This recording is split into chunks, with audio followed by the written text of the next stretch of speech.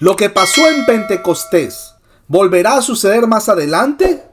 Primero que nada vamos a ponernos en contexto y definamos qué fue el Pentecostés, ya que es significativo tanto en el Antiguo como en el Nuevo Testamento. La palabra griega Pentecostés significa 50 en orden o la parte 50 de algo. Chaha Kesir en Éxodo era la fiesta de la cosecha del trigo. Ka Shabut era la fiesta de las semanas, así como lo menciona Levítico 23:15 y Deuteronomio 16, versículo 9. Yom Habacurín era el día de las primicias. Los tres significan lo mismo en Éxodo y en Libro de Números.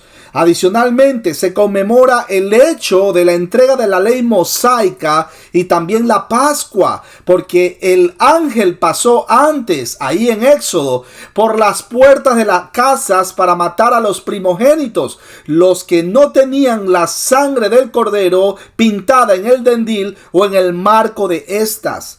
Más interesante, sin embargo, es su uso en el libro de Joel y Hechos de los Apóstoles. Mirando atrás a la profecía de Joel, ahí en Joel capítulo 2, versículo del 8 al 32, y hacia adelante a la promesa del Espíritu Santo en las últimas palabras de Cristo Jesús nuestro Señor, aquí en la tierra, antes de su ascensión al cielo. Hechos capítulo 1, versículo 8. Pentecostés señala el comienzo de la edad de la iglesia.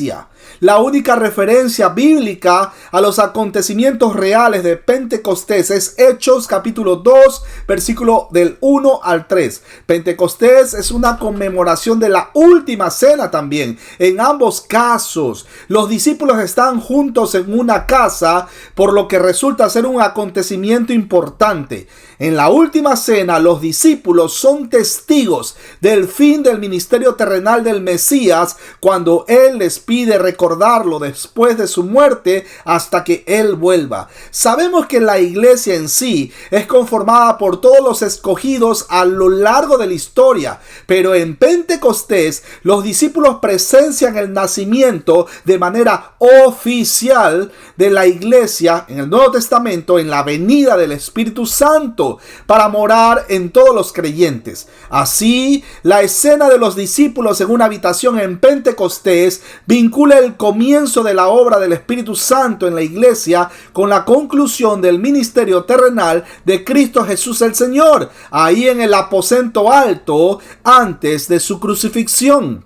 Recordamos las palabras de nuestro Señor cuando dijo en Juan 16:7, pero yo os digo la verdad, os conviene que yo me vaya, porque si no me fuera, el Consolador no vendría a vosotros, mas si me fuere, os lo enviaré. Juan capítulo 14, versículo del 18 al 20 dice, no os dejaré huérfanos, vendré a vosotros, todavía un poco y el mundo no me verá más, pero vosotros me veréis, porque yo vivo, vosotros también viviréis. En aquel día vosotros conoceréis que yo estoy en mi Padre y vosotros en mí y yo en vosotros. Primera de Corintios capítulo 15 versículo 20 dice, mas ahora Cristo ha resucitado de los muertos, primicia de los que durmieron es hecho. Ahora veamos lo que el libro de Hechos capítulo 2 registra en las Sagradas Escrituras. Tenemos ahí en el versículo 1, cuando llegó el día de Pentecostés, estaban todos unánimes juntos.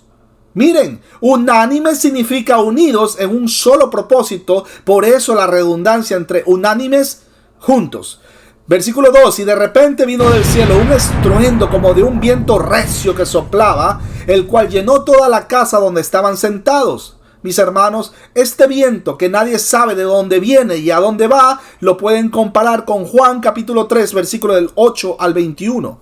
Seguimos, versículo 3. Y se le aparecieron lenguas repartidas como de fuego. Miren, el Espíritu sopló y a ellos los bautizó. Les dio la capacidad para que comiencen a evangelizar. Este evento fue para algunos salvación y para otros condenación. En Juan capítulo 3 versículo 18 vemos una condenación para los inteligentes, entre comillas, que se creían mejor que los galileos. Qué fuerte esa expresión, adjetivo que usaron para despreciarlos como indoctos, asentándose sobre cada uno de ellos, como lo corrobora 1 Corintios capítulo 1 versículo del 18 al 23.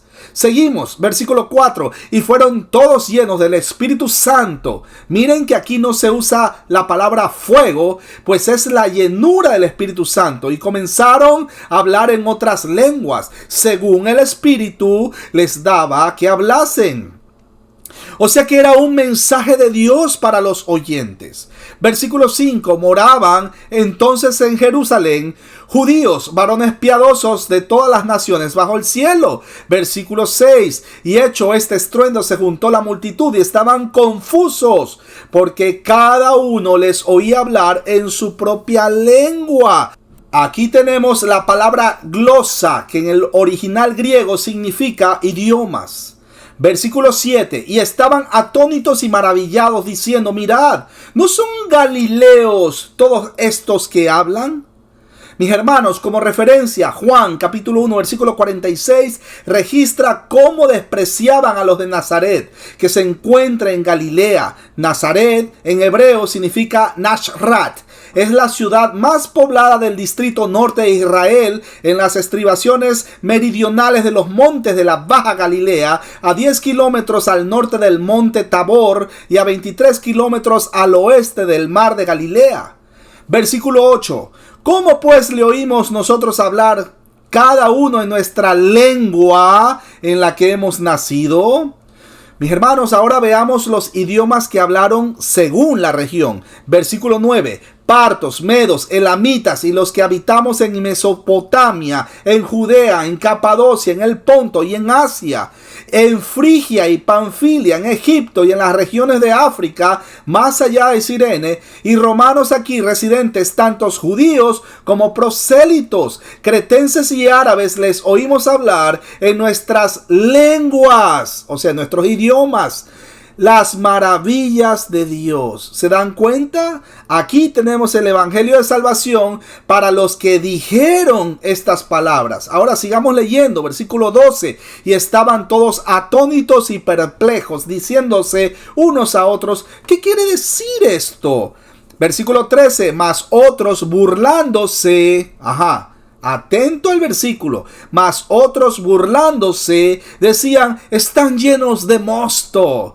Aquí en el versículo 13 tenemos a ellos, a quienes estaban dirigidas esas lenguas como de fuego, pues eso era condenatorio para los que no lo recibieron como maravillas de Dios, como dijeron los primeros, sino que el mensaje de la cruz para ellos fue locura, o sea, para su perdición. De paso, se burlaban de los que sí estaban escuchando el mensaje y lo aceptaron en sus corazones. La descripción del fuego y viento mencionada en la narración de Pentecostés resuena en todo el Antiguo y Nuevo Testamento. El sonido del viento en Pentecostés fue un estruendo como de un viento recio que soplaba. Abundan las referencias en las escrituras al poder del viento, siempre entendido como bajo el control de Dios. Éxodo capítulo 10 versículo 13 para corroborar, Salmos 18:42 e Isaías 11:15 en el Antiguo Testamento, y Mateo capítulo 14 versículo del 23 al 32 en el Nuevo Testamento. Son solo algunos de los tantos ejemplos. Más significativo que el viento como poder es el viento como vida en el Antiguo Testamento, como lo corrobora Job capítulo 12 versículo 10, y como espíritu en el Nuevo Testamento, como lo corrobora Juan capítulo 3 versículo 8. Al igual que el primer Adán recibió el aliento de vida física, como lo menciona Génesis 2:7, entonces el segundo Adán, Jesús, trae el aliento de vida espiritual. La idea de la vida espiritual como generada por el Espíritu Santo es sin duda implícita en el viento de Pentecostés. El fuego se asocia a menudo en el Antiguo Testamento con la presencia de Dios. Éxodo capítulo 3 versículo 2 para corroborar, capítulo 13 versículo 21 y 22, capítulo 24 versículo 17 e Isaías capítulo 10 versículo 17, y también con su santidad, como lo menciona Salmos 97:3, Malaquías 3:2. Asimismo, en el Nuevo Testamento el fuego está asociado con la presencia de Dios, como lo menciona Hebreos 12:2 12:29, y la purificación que Él puede llevar a cabo en la vida del ser humano, como lo menciona Apocalipsis 3:18. La presencia y la santidad de Dios están implícitas en las lenguas de fuego de Pentecostés. De hecho, el fuego es identificado con Cristo mismo, como lo menciona Apocalipsis 1:14 y 19:12. Esta asociación naturalmente subyace el don de Pentecostés del Espíritu Santo, que enseñaría a los discípulos las cosas de Cristo Jesús, el Señor, como lo menciona Juan capítulo 16, versículo 14. Ahora, otro aspecto del día de Pentecostés es el milagroso hablar en lenguas extranjeras, que permitió a personas de diferentes grupos lingüísticos a comprender el mensaje de los apóstoles. Además, es la audaz e incisiva predicación de Pedro a una audiencia judía. El efecto del sermón fue tan poderoso, ya que los oyentes se sintieron profundamente conmovidos y fueron instruidos por Pedro a arrepentirse y ser bautizados. La narrativa concluye con 3,000 almas siendo añadidas a la comunión, el partimiento del pan y oraciones, las señales y prodigios apostólicos, y una comunidad formada en la que las necesidades de todos fueron suplidas, así como lo menciona Hechos capítulo 2, versículo 37 y 38.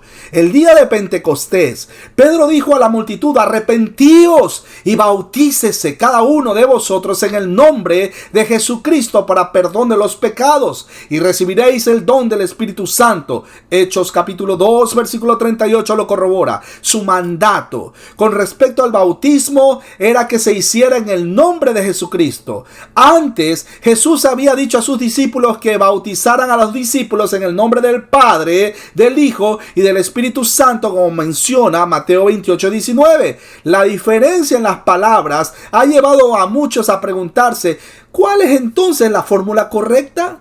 ¿Debemos bautizar en el nombre del Padre, del Hijo y del Espíritu Santo, o debemos bautizar solo en el nombre de Jesús? Aquí no voy a entrar en detalles, pero les digo que los apóstoles bautizaban en el nombre de Jesús porque era a quien estaban sometidos, a quien reportaban directamente. Pero el mismo Señor Jesús dio la fórmula bautismal, la cual es en el nombre del Padre, del Hijo y del Espíritu Santo. Mateo capítulo 28, versículos 19 y 20 lo corrobora, e incluso se corrobora en el capítulo 8 de la Didaché de los apóstoles, etcétera, etcétera, etcétera. Ahora, una explicación apunta al hecho de que el Padre, el Hijo y el Espíritu Santo son tres en uno. Ser bautizados en el nombre de una persona de la divinidad es lo mismo que ser bautizado en el nombre de los tres. Sin embargo, hay una explicación más probable donde se tiene en cuenta la audiencia para cada orden. El énfasis de Pedro en el nombre de Jesús es comprensible. ¿Por qué? Dado que estaba hablando con los mismos judíos que antes habían rechazado y negado a Jesús como Mesías. Cuando hablamos del bautismo del Espíritu Santo, ahí tenemos la palabra griega baptizó, que significa sumergir. Hechos 1:5 dice: porque Juan bautizó con agua. Note que no dice fuego por ningún lado, ni lo vuelve a mencionar. Es importante saber diferenciar el fuego, ya que por un lado refiere a la purificación y santidad de Dios, pero por otro lado también refiere a juicio. Así como en Pentecostés, el fuego era algo simbólico de condenación para el grupo que no creyeron. Veamos otro caso donde el fuego refiere a condenación. Mateo, capítulo 3, versículo del 10 al 12. Miren que lo voy a leer en contexto para mejor entendimiento, porque basado en una mala interpretación, tomando un texto aislado, es que han hecho doctrina en ciertas congregaciones de corte carismático. Voy a leerlo desde el versículo 10 hasta el versículo 12. Mateo capítulo 3. Dice: y ya también el hacha está puesta a la raíz de los árboles. Por tanto, todo árbol que no da buen fruto es cortado y echado en el fuego. Yo a la verdad os bautizo en agua para arrepentimiento, pero el que viene tras mí, cuyo calzado yo no soy digno de llevar, es más poderoso que yo. Él os bautizará en Espíritu Santo. Haga una pausa ahí. Y ahí está hablando de los escogidos para salvación. Pero seguimos ahora leyendo. ¿Qué va a pasar con el resto? Sigamos leyendo. Y fuego. Su aventador está en su mano y limpiará su era y recogerá su trigo en el granero y quemará la paja en fuego que nunca se apagará. Es importante entender que hay una diferencia entre tener el Espíritu Santo y ser llenos del Espíritu Santo. Todo creyente tiene al Espíritu Santo morando en su vida, pero sería ideal que todo creyente fuera lleno del Espíritu Santo. Lamentablemente, esto no es posible cuando pierden su comunión con Dios o cuando caen en pecado. De esto hablaremos más adelante en otra transmisión.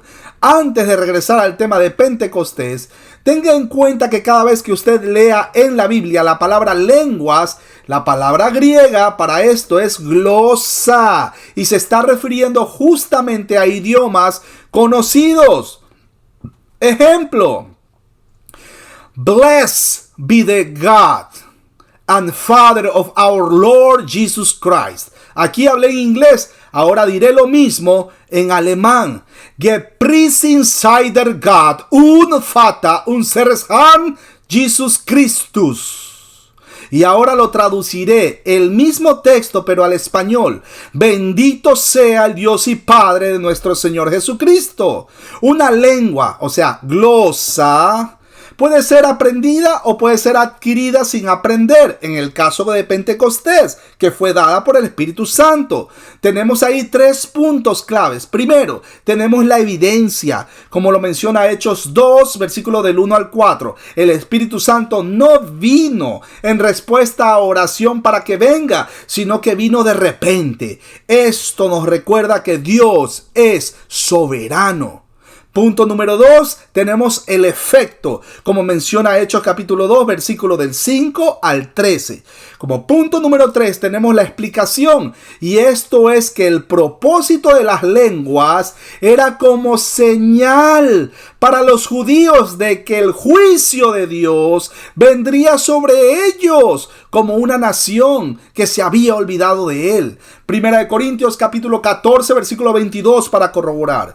Cuando Jesús dio la gran comisión, estaba enviando a sus seguidores a todo el mundo para ser discípulos a todas las naciones. En el mundo pagano se encontrarían con aquellos que no sabían absolutamente nada acerca del único Dios verdadero.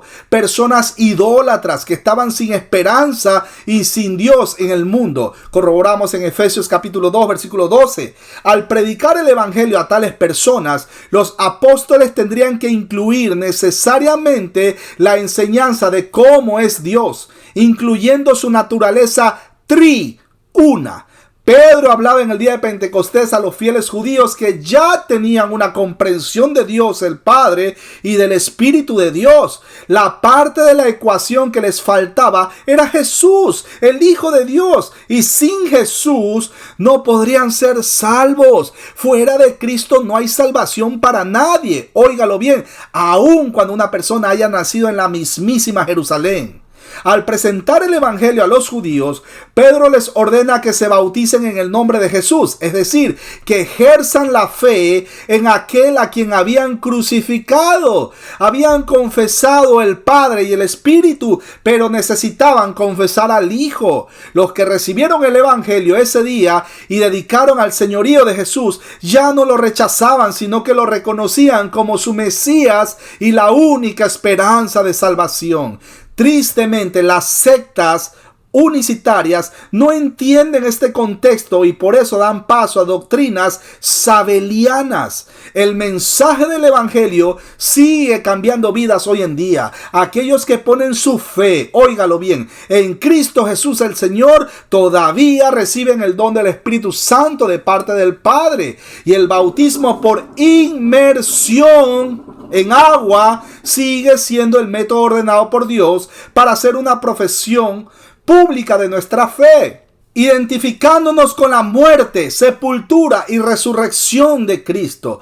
No promovemos el bautismo de infantes. Esto es otro tema que luego hablaremos más adelante y en detalles. Ahora, bíblicamente hablando e históricamente también, en el mismo libro de los Hechos, Pentecostés se repitió en distinto grado al menos unas 3 veces más.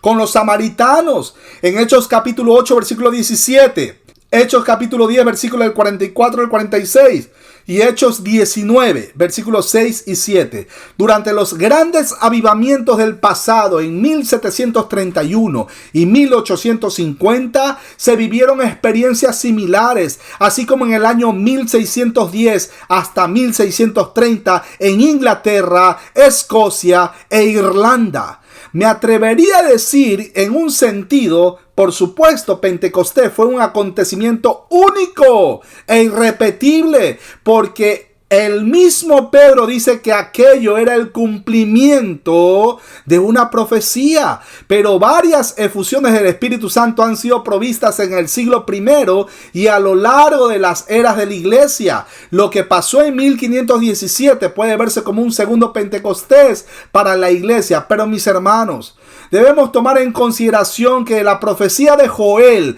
capítulo 2, versículo 28, ya se cumplió casi en su totalidad. Lo único que está vigente es el derramamiento del Espíritu Santo, porque todavía sigue levantando cadáveres espirituales y trayéndolos a vida. Recordamos que la fe viene por el oír y el oír de la palabra de Dios. La fe no viene por sueños ni visiones. Esto ya se cumplió. Nadie puede agregarle más nada a los 66 libros que conforman el canon de las Sagradas Escrituras. Ya está cerrado. Lo que hay es iluminación del Espíritu Santo hacia los cristianos para que puedan entender las Sagradas Escrituras de manera correcta. Ahora, lo que se tiene que definir bíblicamente y no llamar Pentecostés o avivamiento es a cualquier cosa. No es correcto llamar avivamiento o un nuevo Pentecostés a un grupo de gente con éxtasis donde cantan por 2 semanas, no van a sus casas, pero cero palabra de Dios. En lo personal, lo que pasó en Asbury no fue un avivamiento, ni mucho menos un nuevo Pentecostés. De igual manera, lo que pasó en la calle Azusa, de esto hablaré en otra ocasión al detalle. Mis hermanos, desde Abraham, Dios le había hablado en una lengua. Ahora, después de Cristo, Dios les está hablando en otras lenguas para mostrar a los judíos que sus privilegios nacionales estaban llegando a su fin, pues los gentiles iban también a participar del pacto de gracia. Recuerden que en Cristo ya no hay judío, ya no hay griego, etcétera, etcétera, etcétera. Hechos capítulo 2, versículo 4 menciona que las lenguas eran porque tenían un mensaje para los oyentes y para los otros simplemente era un anuncio de juicio. Recordemos la profecía de Noé dada a Jafet. Después de la destrucción de Jerusalén, las lenguas fueron innecesarias. Cuando estas lenguas tuvieran interpretación, era para edificar a los creyentes, no para confundir, ni tampoco para que la gente nueva que llegue a la congregación digan, esos están locos. La única razón por la que predicamos aquí abajo en la tierra es porque allá arriba todo es santo. Nosotros predicamos a los seres humanos, no a los ángeles. No subestimamos el poder de Dios para hacer hablar a un mudo en este tiempo, pero Dios no va a contradecir su palabra. Todo tuvo su tiempo, todo tiene un orden y todo siempre ha tenido un propósito.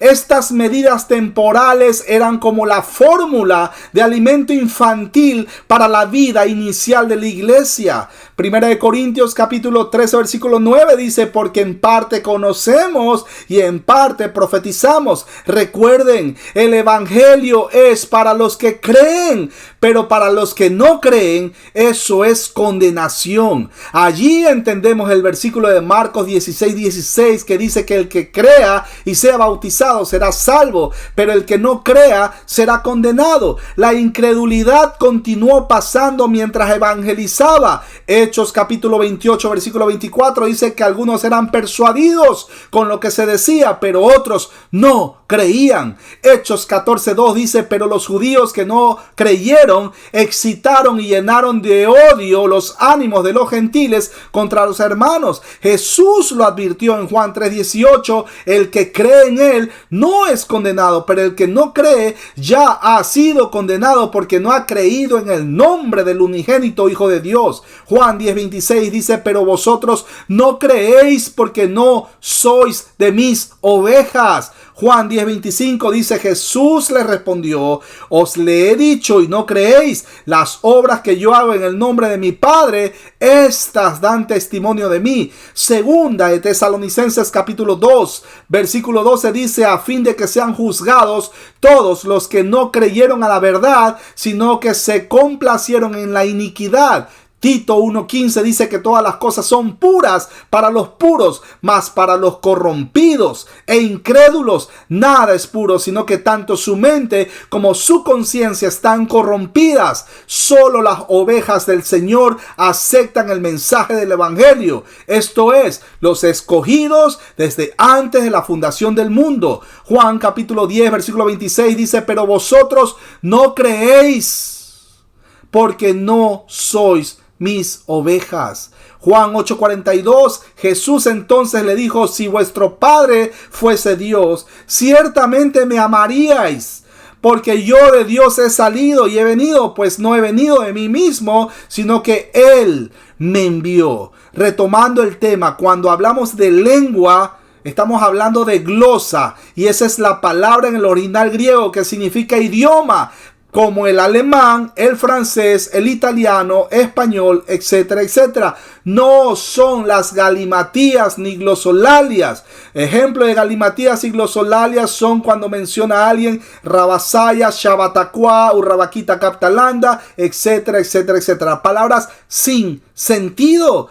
Hechos capítulo 2, versículos 10 y 11 menciona o corrobora lo que estoy hablando. Ahí claramente dicen que son idiomas. Ahora, no dudo que Dios en este tiempo pueda hacer hablar hasta una persona muda, pero siempre y cuando sea regularizado con las Sagradas Escrituras y no en desorden. Pretender pasar ese sonido cacofónico o balbuceo que es muy común en las congregaciones de corte carismático, hacerlo pasar como una lengua genuina del Espíritu Santo es no ser honesto, y hasta cierto punto es reírse y mentirle en la cara a Dios y al mismo prójimo. Lamentablemente esto último está pasando en muchas congregaciones de corte carismático actualmente. La glosolalia consiste en la vocalización fluida de un lenguaje inteligible, compuesto por palabras que el paciente inventa y en secuencias rítmicas y repetitivas. Es una disfunción del lenguaje por causas psiquiátricas. Vamos ahora a ver algunos textos que son controversiales, pero los explico para que se nos aclare el panorama y no quedemos divagando en el aire. Primera de Corintios capítulo 14 versículo 2 dice, el que habla en lenguas habla misterios. Pero claro, mis hermanos, si usted solo habla el español y se mete a una iglesia bautista gringa, todo lo que están hablando, predicando para usted es un misterio, porque usted no habla inglés. Si yo no hablo tailandés o coreano, pero escucho a alguien hablarlo, eso para mí sería un misterio, porque no les entendería. Pero Dios sí lo va a entender, porque Él es el dueño y creador de los idiomas. Por cierto, hago un paréntesis y antes que se me olvide. Algunos dicen que si no hablas en lenguas, entonces no tienes al Espíritu Santo. Pregunto, si fuera así, entonces ¿qué pasa con las personas mudas? ¿Están condenados acaso al infierno? Mis hermanos, más coherencia, por favor. Primera de Corintios capítulo 14 versículo 27. Si alguno habla en lengua desconocida, sea esto por 2 o a lo más 3 y por turno, y uno que interprete. Aquí quiero hacer una breve explicación, ya que si en una congregación hay un pastor que solo habla un idioma, pues va a ser necesario que otro le traduzca al habla inglesa, en caso que dentro de los presentes también hay un grupo de habla inglesa, pero debe hacerlo en orden, 2 o a lo más 3 y por turno. Romanos capítulo 8 versículo 26 dice: y de igual manera el Espíritu nos ayuda en nuestra debilidad, pues ¿qué hemos de pedir como conviene? No lo sabemos, pero el Espíritu mismo intercede por nosotros con gemidos indecibles. Ahí está la palabra griega estegmagmos. Aquí aclaro, por cierto, que no está hablando de balbuceos ni sonidos cacofónicos sin sentido. Lea bien, gemidos indecibles. Si usted dice algo como rabasaya, entonces ya no es indecible. Lo que el texto menciona es que cuando oramos, el Espíritu Santo nos ayuda porque mora en nosotros. Santiago capítulo 4 versículo 3 dice: pedís y no recibís porque pedís mal para gastar en vuestros deleites. Ahora vamos a explicar las 3 posturas sobre los dones extraordinarios del Espíritu Santo. Primero, la postura cesacionista. Estos creen que los dones extraordinarios del Espíritu ya cesaron, y estos estaban confirmando el establecimiento de la iglesia, así como sucedió con los milagros en el Antiguo Testamento, cuando el pueblo estaba en el desierto al salir de Egipto y los milagros cesaron, apenas se establecieron en la tierra prometida. Asimismo, al establecerse la iglesia, ya cesan las señales como las lenguas, profecía, interpretación, milagros, etcétera, etcétera, etcétera, como dones. Como punto número 2 tenemos la postura continuista, mejor conocidos como pentecostales o carismáticos. Creen que los mismos dones del libro de Hechos están vigentes de la misma manera hoy en día. No necesariamente se regulan por las escrituras, sino que reciben nuevas revelaciones y nuevos dones. Su doctrina está más fundamentada en lo que sientas o en las experiencias o en lo nuevo. Esto comenzó en el movimiento de la calle Azusa en el año 1906. Algunos dicen hablar en lenguas angelicales, pero esto es otro tema que no entraré en detalles. Veamos la postura número 3, la continuista moderada. Creen que los carismas o dones extraordinarios siguen vigentes, pero son únicamente como los regula las Sagradas Escrituras. Creen que Dios actúa como Él quiere en su soberanía. Puede hacer lo que crea conveniente en este tiempo. Eso incluye también los milagros. Milagros como el de transformar a una persona perversa de delincuente a un pastor de sana doctrina. Otro ejemplo es que una persona que está predicando de repente empiece a hablar en francés, debido a que dentro del público presente hay personas de Francia, por ejemplo. Entonces entenderá la palabra de Dios en su propio idioma, como lo menciona Hechos capítulo 2 versículo 11, aun cuando el que está hablando en francés jamás ha hablado este idioma en su vida. Tanto como las sanaciones, el don de hablar en lenguas era un don dado por Dios a los apóstoles con el fin de corroborar el ministerio de nuestro Señor Jesucristo y mientras se fundaba la iglesia primitiva, o sea, el cristianismo. Adicionalmente, es importante y muy interesante tratarse con mucho cuidado y con mucho amor este tema. Pero además del día de Pentecostés hubo otras escenas donde se habló en lenguas. Uno de ellos fue, y escúchelo bien, mientras aún hablaba Pedro estas palabras, el Espíritu Santo cayó sobre los que oían el discurso, y los fieles de la circuncisión que habían venido con Pedro se quedaron atónitos de que también sobre los gentiles se derramase el don del Espíritu Santo, porque los oían que hablaban en lenguas y que magnificaban a Dios. Hechos capítulo 10 versículo 44 al 46 para corroborar. Dato curioso pero de suma importancia: si el hablar en lenguas en Pentecostés era para que los judíos que habían viajado de lejos, donde se originan diferentes lenguajes, entendieran en sus propios lenguajes las maravillas de Dios, ¿cuál fue el propósito en ese momento con Cornelio? ¿Y a quién otro se le habló en su lenguaje para que surgiera en una conversación como en Hechos capítulo 2? No dice que había más gente de otros países ahí, para que se convirtieran a Jesús a través del mensaje en su lenguaje. ¿Y qué lenguaje hablaron los que ya habían sido bautizados en el bautismo de Juan en Hechos capítulo 19? Sí, hablaron en lenguas y profetizaron. ¿Cuál fue entonces el producto de conversión de hablar en lenguas como en Hechos capítulo 2? Y habiéndoles impuesto Pablo las manos, vino sobre ellos el Espíritu Santo y hablaban en lenguas y profetizaban. Lo corrobora Hechos capítulo 19, versículo 6. Bueno, también Pablo dice, seguid el amor y procurad los dones espirituales, pero sobre todo que profeticéis. Recordar que profetizar no es andar intentando adivinar el futuro como los chamanes modernos, sino predicar la palabra de Dios, la cual ya está escrita. Tal parece que estas lenguas no son para el mismo propósito que las de Hechos capítulo 2. También entiendo que cuando Pablo dijo en Corintios, ahora pues hermanos, si yo voy a vosotros hablando en lenguas, ¿qué os aprovechará si no hablare con revelación o con ciencia o con profecía o con doctrina? Primera de Corintios capítulo 14 versículo 6 para corroborar. Pablo dijo claramente, doy gracias a Dios que hablo en lenguas más que todos vosotros, pero en la iglesia prefiero hablar 5 palabras con mi entendimiento para enseñar también a otros que 10,000 palabras en lengua desconocida. Primera de Corintios capítulo 14 versículos 18 y 19 para corroborar. Lamentablemente esto no se cumple en la mayoría de las iglesias de corte carismáticos. Ya que tocamos el tema, por cierto, no existe tal cosa como lenguas angélicas. Esto es una mala interpretación de 1 de Corintios capítulo 13 versículo 1, donde Pablo usa una figura literaria llamada hipérbole.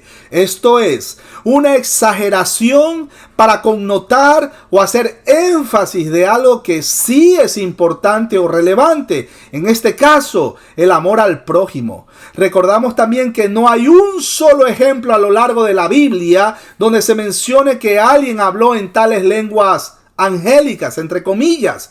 Adicionalmente, recordamos que cuando los ángeles querían transmitir un mensaje a los seres humanos, ellos lo hacían en el mismo idioma del receptor del mensaje. Bueno, mis hermanos, ya que ahora por misericordia de Dios tenemos claro el panorama, no se sienta mal si tenemos amigos o amigas o conocidos que abrazan esa idea de que dicen hablar en lenguas angélicas. Más bien oremos por ellas.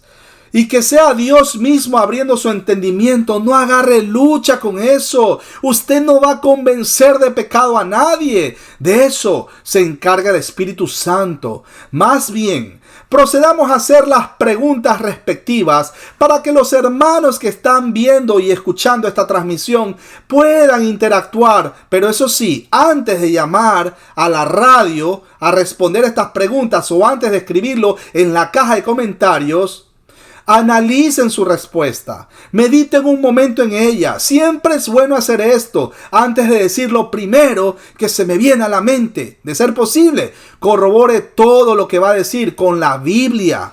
Primera pregunta. Si en una congregación de habla hispana entra un grupo de chinos, ¿cómo hacemos para que el mensaje de salvación les llegue también a ellos? Segunda pregunta. ¿Cómo bautiza el Espíritu Santo? Tercera pregunta. ¿Qué pasa si entra una persona nueva a la congregación y encuentra gente en el piso convulsionando, botando espuma por la boca y diciendo frases repetitivas sin sentido semántico? Cuarta pregunta. ¿Qué pasa si un cristiano no habla en lenguas? ¿Verdaderamente no es salvo? Quinta pregunta. ¿Por qué los pastores, entre comillas, que actualmente invitan a esas cruzadas de noches de sanaciones y milagros, no pueden sanar a los niños con cáncer en los hospitales? Última pregunta. ¿Necesita usted que alguien hable sonidos raros en una congregación para verdaderamente creer en el Evangelio? Mis hermanos, no olviden entrar a YouTube y buscar el canal del hermano David Silva, pero por favor, escúchenlo bien. No se suscriban, no le den like. Miren, esto no es por fama ni por sacarle dinero a YouTube, ni a PayPal, ni a nadie. El único interés que tengo es que estos videos sean de edificación para su vida. Sea usted bendecido cada vez que los escuche, ya que por gracia hemos recibido y por gracia compartimos. Sin más que decir, me despido. Bendiciones. Ones.